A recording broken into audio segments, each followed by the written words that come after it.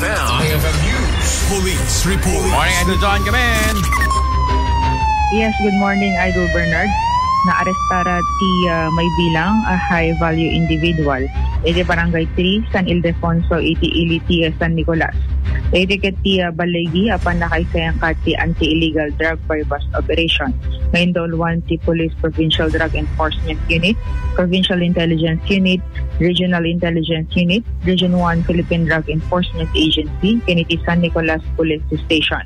Kontra dito itagnagan Don Denmark Antonio E. Corpus alias Don Den Antonio Lanuza pagtawan na ti Talupulok at Maysa awanan ti asawa Maysa a welder ken residente ti Barangay Ruot iti ili ti Dingras nakumpiskar ken kuana ti sumurok kumurang talugasot a gramo iti mapapati a shabu anay paniti talo asupot ti ice bag ken adan dito ti standard price mamabot ti 2,040,000 pesos.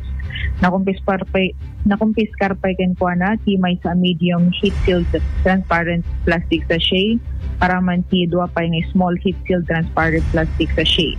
May sa glass tutor nga dana ti white residue, may sa nga plastic packaging nga dana ti white residue ken dagitinan drug evidences met may sa nga digital weighing scale. Dua nga pakete ti nakalukat nga transparent plastic sachet, may sa mighty cigarette pack, ken may isang backpack ken naglaon dagiti personal gamit na.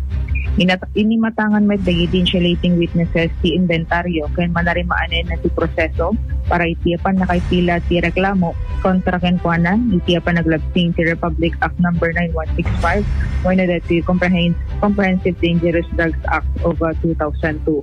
May palagip Idol Bernard aday to yan ti may kaupat makaupat nga drug by bust operation nga nasayang kat iti-ili ti San Nicolas successful by bust operation ken dito itata dito tatanga bulan when Idol Bernard dito iti kaduan ti nakumpiskar ken kuana abot ti 2 million pesos Idol Bernard. No, talagang high value individual may panggep iti illegal a droga. Ayo. When? Okay.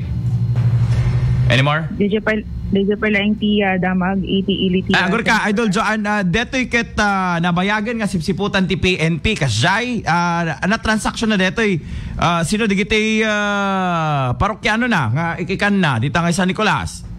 When kasi detoy taga Dingras Idol Bernard una itas tay parbangon ito detoy imay iliti San Nicolas ket na chambaan met iti operatiba so nga kaya nga handa nga na detect my point is handa ba na detect no sa sino ti ikikan na dita nga San Nicolas Ilocos Norte at tapno makita tayo no sa sino detoy dilibera na dita nga San Nicolas no kas pagarigan. When nga ron, ang mga nga dito yung may tipagapuanan na Idol Bernard dito itata si Dr. Tale na si operatiba so dito ket high impact operation pa dito wag nagayam ti operasyon dan Idol Bernard kontra ka dito so dito nga gumatang digiti dito sa Nicolas nga gumatang digiti drug addict sa kasay dikat ang subsublimanin nga melting pot man deta sa Nicolasen kasta illegal a droga isod pa tiyan Idol Bernard. Wala po ay iso nga dapat makita ma-review nga na imbag baka kidi nga agpaiso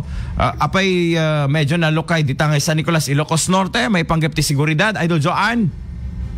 Na seguridad Idol Bernard hamit kiti nga nalukay ta dapat iti agapoy ti region itata nga nangisayang kat kirit itatang operasyon Idol Bernard. Tsaka ro di pa nasulbar digiti killing incident dita aging gana kadito nga gundaway no talaga nga nakapya iti San Nicolas.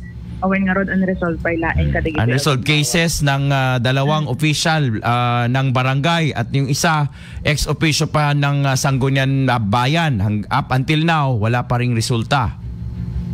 When Idol Bernard. Okay, dakil mo nga dito challenge iti biyang TPNP San Nicolas iti liderato da no kas pagarigan. When Idol Bernard. Okay, any more? Ito pa lang tiya damag iti iliti San Nicolas kadwa iti 99.5 Bison Nawag Idol John 15 tatak for